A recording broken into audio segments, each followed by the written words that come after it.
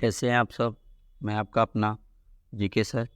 आज मैं फिर से लेके आ गया हूँ हमेशा की तरह आज का इतिहास का टॉपिक। आज दिनांक है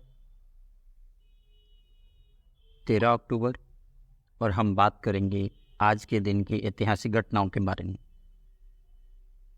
क्लास को शुरू करने से पहले जो भी इस चैनल पर नए हैं या जिन्होंने अभी तक इस चैनल को सब्सक्राइब नहीं किया है, उनसे अनुरोध है आप हमारे चैनल को सब्सक्राइब कीजिए, अपने दोस्त अपने परिवारजनों के साथ शेयर कीजिए इस वीडियो को,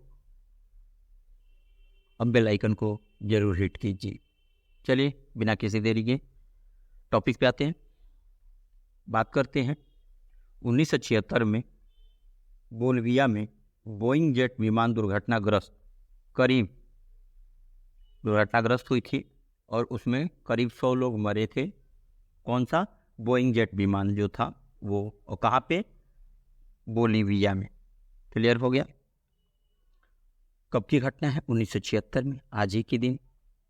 1987 में कोस्टारिका के राष्ट्रपति ऑस्कर आरियास को शांति का नोबेल पुरस्कार दिया गया था। ये कोस्टारिका के राष्ट्रपति थे उस टाइम, ऑस्कर आरियास, उनको शांति का नोबेल पुरस्कार उस टाइम दिया गया था 1987 में, आज ही के दिन। तबीयत पहले से बेटर है मेरा, है ना। क्या करें, आप लोगों के लिए तो वीडियो लाना ही पड़ता है। चलिए बात करते हैं 1999 में कोलंबिया विश्वविद्यालय के अर्थशास्त्री थे प्रोफेसर रॉबर्ट मुंडेल। क्या नाम था उनका? Professor Robert Mundell. वर्ष 1999 में इनको नोबेल पुरस्कार प्रदान करने की घोषणा की गई थी, मतलब देने के लिए घोषणा पत्र होता है वो जारी किया गया था। 1999 में अटल बिहारी वाजपेयी जो थे वो तीसरी बार भारत के प्रधानमंत्री बने थे, ये याद रखिएगा कि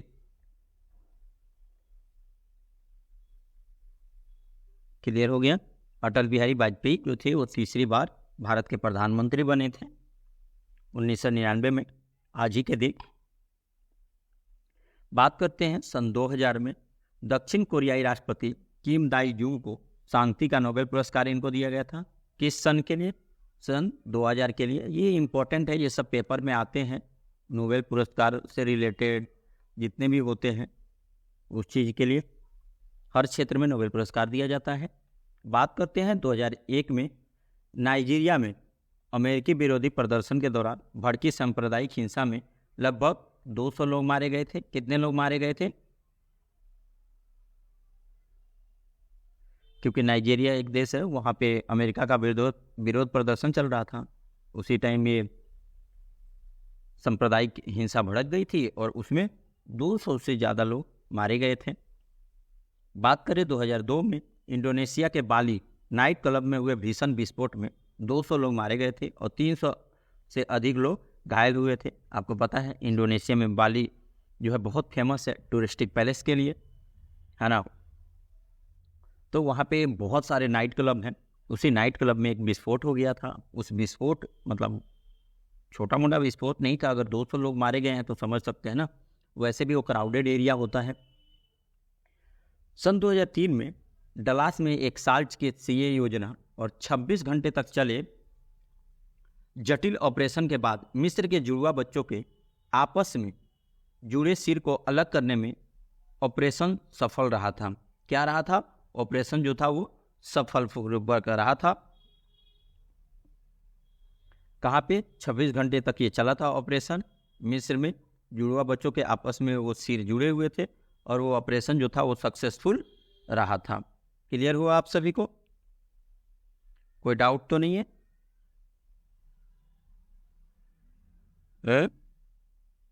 चलिए आगे बढ़ते हैं। अब बात करते हैं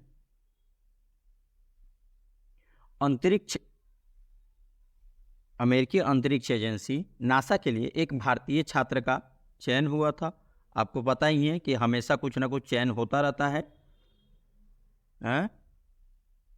पता है आपको। और नासा में तो एक नहीं, ऐसे बहुत से स्टूडेंट हैं जो सिलेक्ट होते रहते हैं हमेशा। इंडियंस जो हैं अमेरिकी अंतरिक्ष एजेंसी में नासा में एक छात्र का चयन हुआ था। 2003 में जर्मनी ने स्वीडन को हराकर पहली बार विश्व कप फुटबॉल टूर्नामेंट जीता था। क्या जीता था? विश्व कप फुटबॉल टूर्नामेंट जीता था। कब? 2003 में। बात करें तो 2003 में ही पहली बार मानव को लेकर चीनी अंतरिक्ष यान लांग जो है वो मार्च 2F जो है वो उड़ा था। क्या नाम था? लॉन्ग मार्च 2F। ये जो था ये उड़ा हुआ था। 2003 में नई दिल्ली में इंटरपोल सदस्य देशों के प्रतिनिधियों का सम्मेलन जो हुआ था वो प्रारंभ हुआ था। ये 2003 में ही हुआ था। बात करें तो 2004 में सऊदी अरब का हर साल 1 लाख श्रमिकों की कटौती की घोषणा चीन ने ताइवान की शांति पहल ठुकरा दी थी उसी टाइम 2004 में ही। और सऊदी जो था वो 1 लाख श्रमिकों की कटौती करने की घोषणा कर दी थी हर साल। बात करते हैं 2005 में जर्मनी के प्रख्यात नाटककार हेराल्ड पीटर को वर्ष 2005 के साहित्य का नोबेल पुरस्कार देने की घोषणा किया गया था। किसके लिए? हेराल्ड पीटर को वर्ष 2005 के साहित्य का नोबेल पुरस्कार देने की घोषणा की गई थी। ये इंपॉर्टेंट है, ठीक है। 2006 में बांग्लादेश के मा यूनुस और उनके द्वारा स्थापित ग्रामीण बैंक को नोबेल पुरस्कार मिला था। किनके द्वारा? ये बांग्लादेश के थे मोहम्मद यूनुस और उनके द्वारा स्थापित ग्रामीण बैंक को जो था वो नोबेल पुरस्कार दिया गया था। कब की बात है? 2006 की बात है। 2008 में रायबरेली में रेल कोच फैक्ट्री की स्थापना के लिए दी गई जमीन के मामले में इलाहाबाद हाई कोर्ट की लखनऊ पीठ ने यथास्थिति बनाए रखने की आदेश दिया था। आपको पता ही है कि जो यूपी गवर्नमेंट थी उन्होंने जो ज़मीन दी थी उसको वापस ले लिया था रेल फैक्ट्री कोच के लिए। और मैंने पिछली क्लास में कल की क्लास में 12 अक्टूबर की क्लास में मैंने इसके बारे में डिस्कस किया हुआ था कि यूपी गवर्नमेंट जो थी 12 अक्टूबर के दिन जो रायबरेली में कोच फैक्ट्री के लिए उन्होंने जो ज़मीन दी थी वो ज़मीन को उन्होंने वापस ले लिया था। बात करते हैं 2011 में तो दफ्तरों में इस्तेमाल होने वाली हिंदी के कठिन शब्दों की जगह उर्दू, फारसी, सामान्य हिंदी और अंग्रेजियों को शब्दों का उपयोग करने के निर्देश दिए गए थे। गृह मंत्रालय के राजभाषा विभाग के सचिव वीना उपाध्याय ने इस सिलसिले में सभी मंत्रालयों और विभागों को दिशा निर्देश जारी किया था। ये इम्पोर्टेंट है, इस चीज़ को ध्यान से रखिएगा, रिवीजन जरूर कर लीजिएगा। बात करते हैं 2012 में पाकिस्तान के दारा अदम में आत्मघाती हमले में 15 लोगों की मौत हो गई थी। और आपको पता है ये आम सी बात है पाकिस्तान में आत्मघाती हमला होने की। हमेशा साल में एक बार आप जरूर सुनेंगे कि आत्मघाती हमले हो गए वहाँ पे। पता नहीं कैसे लोग खुद को सुसाइड कर लेते हैं, वो भी बम से खुद को उड़ा लेते हैं। ऐसे मतलब कैसे उनका ब्रेन वॉश किया जाता है मुझे तो खुद नहीं समझ में आता। कभी कभी मैं इस चीज़ के बारे में सोचता हूँ कि कैसे लोग कर लेते हैं, ऐसे क्या उनको पढ़ाया जाता है।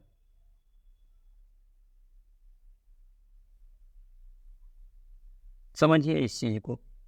आप कभी सुनिएगा कि मस्जिद में हो गया, कभी सुनिएगा कि पब्लिक पैलेस में हो गया, किसी मॉल में हो गया।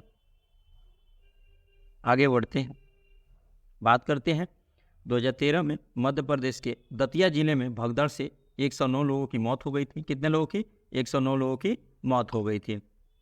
अब बात करते हैं 13 अक्टूबर के दिन जन्मे प्रसिद्ध व्यक्तियों के बारे में कि 13 अक्टूबर को किन किन व्यक्तियों का जन्म हुआ था।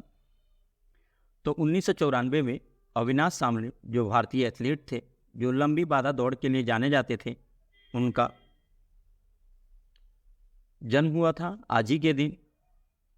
शिवेंद्र सिंह सिंधु जो मणिपुर, गोवा और मेघालय के राज्यपाल थे, इनका भी जन्म 1929 में आज ही के दिन हुआ था। अशोक कुमार जो भारतीय अभिनेता थे, इनका भी जन्म 1911 में आज ही के दिन हुआ था। नुसरत फतेह अली खान सूफी भक्ति संगीत कव्वाली के प्रसिद्ध गायक थे, 1948 में आज ही के दिन इनका जन्म हुआ था। बात करें भूमिंदर बर्मन जी का, जो भारतीय कांग्रेस के एक राजनेता, जो असम के मुख्यमंत्री भी रहे हैं, इनका भी जन्म 1931 में आज ही के दिन हुआ था। सीके नायडू जो भारत की क्रिकेट टीम के प्रथम टेस्ट कप्तान थे, 1895 में आज ही के दिन जन्म हुआ था। भूला भाई देसाई जो प्रख्यात विधिवेत्ता थे, प्रमुख संसदीय नेता तथा महात्मा गांधी के विश्वसनीय सहयोगी थे। इनका भी जन्म 1877 में आज ही के दिन हुआ था। अब बात करते हैं 13 अक्टूबर के दिन जिन व्यक्तियों का निधन हुआ था उनके बारे में हम डिस्कस करेंगे। अब भगनी निवेदिता जी का जो दार्जिलिंग की थी 1911 में, आज ही के दिन इनका निधन हुआ था। किशोर कुमार जो भारतीय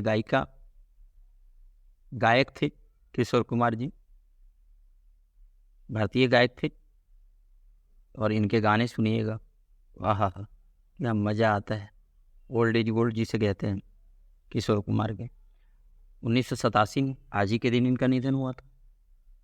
निरूपा राय जो प्रसिद्ध हिंदी फिल्म अभिनेत्री थी, इनका भी निधन 2004 में आज ही के दिन हुआ था। जनरैल सिंह फुटबॉल के सर्वश्रेष्ठ खिलाड़ी में से एक थे, इनका भी निधन सन 2000 में आज ही के दिन हुआ था। अमीर मीनाई उर्दू के प्रसिद्ध भारतीय थे, इनका भी 1900 में आज ही के दिन निधन हुआ था। अब बात करते हैं महत्वपूर्ण उत्सव और दिवस के बारे में। तो आज जो है वो अंतर्राष्ट्रीय आपदा न्यूनीकरण दिवस है। और ये जो दिवस है क्यों मनाया जाता है, इस चीज़ के बारे में हम डिस्कस करेंगे। आपको मैं बताता हूँ कि क्या है, क्यों मनाया जाता है। क्योंकि डिजास्टर रिस्क जो है इससे बचने के लिए ये हर साल मनाया जाता है। 13 अक्टूबर को अंतर्राष्ट्रीय आपदा जोखिम न्यूनीकरण दिवस जो है ये मनाया जाता है। आपदा जोखिम न्यूनीकरण के लिए वार्षिक अंतर्राष्ट्रीय दिवस नागरिकों को और सरकारों को अधिक आपदा प्रतिरोधी समुदाय और राष्ट्रों के निर्माण में सहयोग करने के लिए एक आह्वान के रूप में कार्य करता है। संयुक्त राष्ट्र महासभा ने प्राकृतिक आपदा न्यूनीकरण के लिए अंतर्राष्ट्रीय दशक की घोषणा के हिस्से के रूप में 13 अक्टूबर को प्राकृतिक आपदा जोखिम न्यूनीकरण के लिए अंतर्राष्ट्रीय दिवस के रूप में नामित किया था। अब बात करते हैं इसका इतिहास क्या रहा है। तो आपदा जोखिम न्यूनीकरण के लिए अंतर्राष्ट्रीय दिवस की स्थापना 1989 में संयुक्त राष्ट्र महासभा के एक दिन के अनुरोध के परिणाम स्वरूप जोखिम जागरूकता और तबाही में कमी की वैश्विक संस्कृति को बढ़ावा देने के लिए की गई थी। कब की गई थी? 1989 में। प्राकृतिक और बढ़ावा देने के लिए की गई थी। महासभा जो है 2023 में प्राकृतिक आपदा शमन पर वैश्विक परिप्रेक्ष्य को प्रोत्साहित करने के साधन के रूप में वार्षिक स्मरण जारी रखने का निर्णय लिया है, जिसमें रोकथाम और तैयारी शामिल है। 2009 में संयुक्त राष्ट्र महासभा द्वारा आपदा न्यूनीकरण के लिए अंतर्राष्ट्रीय दिवस का नाम बदलकर अंतर्राष्ट्रीय आपदा न्यूनीकरण दिवस रखा गया था। और 2030 तक लोगों के लिए बहुत खतरनाक प्रारंभिक चेतावनी प्रणाली और आपदा जोखिम की जानकारी और आकलन की उपलब्धता और पहुंच में पर्याप्त वृद्धि, यह सेंडाई फ्रेमवर्क का लक्ष्य भी है। ठीक है, क्योंकि आपको पता है कि अचानक आपदा का प्रकोप हर साल लाखों लोगों को स्थानांतरित करने का कारण बनता है। इसी साल आप देखिए हिमाचल में कितनी बड़ी आपदा आई थी, जब बारिश हुई पहाड़ कटने लग गए। ये आपदा ही है, प्राकृतिक आपदा इसको कहते हैं। फ्लड आना, भूकंप आ जाना, किसी को नहीं पता है, कोई तूफान आ जाना, चक्रवात आ जाना, जिनमें से कई ग्लोबल वार्मिंग से बदतर हो गए हैं। हर साल ये दिन दुनिया भर के समुदायों को, काम करने वाले व्यक्तियों और समूहों को आपदाओं के प्रति उनकी संवेदनशीलता को कम करने और उनके सामने आने वाले जोखिम को कम करने के लिए कितना जरूरी है, इस बारे में जागरूकता बढ़ाने के लिए पहचानता है। गंभीर मौसम की घटनाओं, अन्य प्राकृतिक और मानव निर्मित आपदाओं के जवाब में आपदा लचीलापन के लिए आधिकारिक विकास सहायता है, ODPA और क्षमता निर्माण के रूप में अंतर्राष्ट्रीय सहयोग की आवश्यकता है। यह दिन आपदा की संवेदनशीलता को कम करने और उनके परिणाम स्वरूप जीवन, अर्थव्यवस्था और स्वास्थ्य के नुकसान को कम करने में हुई प्रगति का जश्न मनाने का अवसर प्रदान करता है। ठीक है। अब आपके लिए एक क्वेश्चन है, मैं आप लोगों के लिए क्वेश्चन छोड़ के जाता हूं, आप बताइएगा, कमेंट सेक्शन में आप लोग जरूर बताइएगा। When is international day for disaster risk reduction observed? इसका आंसर आप कमेंट सेक्शन में लिखिएगा। सेकेंड नंबर क्वेश्चन है, आप नोट डाउन कर लीजिए, how can we reduce disaster? ठीक है, how can we reduce disaster, आप इसका आंसर मुझे कमेंट सेक्शन में बताइएगा, या आप हमें टेलीग्राम पे अपना अपना आंसर लिख के आप भेज सकते हैं, फोटो क्लिक करके भेज सकते हैं।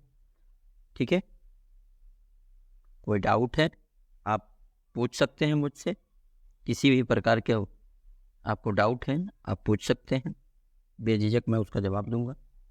चलिए आज के लिए इतना ही, हम फिर मिलते हैं नेक्स्ट किसी वीडियो में। जाते जाते फिर से मैं आपसे कहना चाहूँगा, अगर आप इस चैनल पर नए हैं, जिन्होंने अभी तक इस चैनल को सब्सक्राइब नहीं किया है, उनसे अनुरोध है आप हमारे चैनल को सब्सक्राइब कीजिए, बेल आइकन को जरूर हिट कीजिए। फिर मिलते हैं हम नेक्स्ट किसी वीडियो में, तब तक के लिए जय हिंद, बाय बाय।